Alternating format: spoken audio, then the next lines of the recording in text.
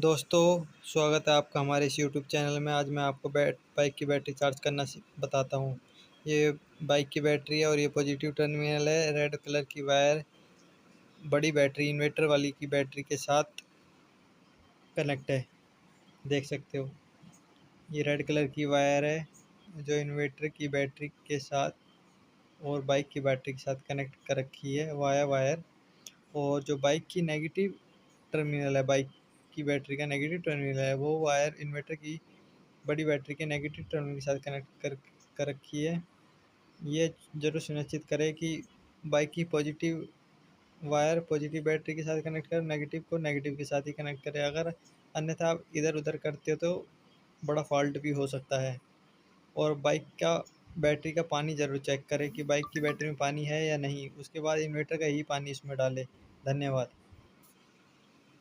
आप हमारे चैनल को ज़रूर सब्सक्राइब करें।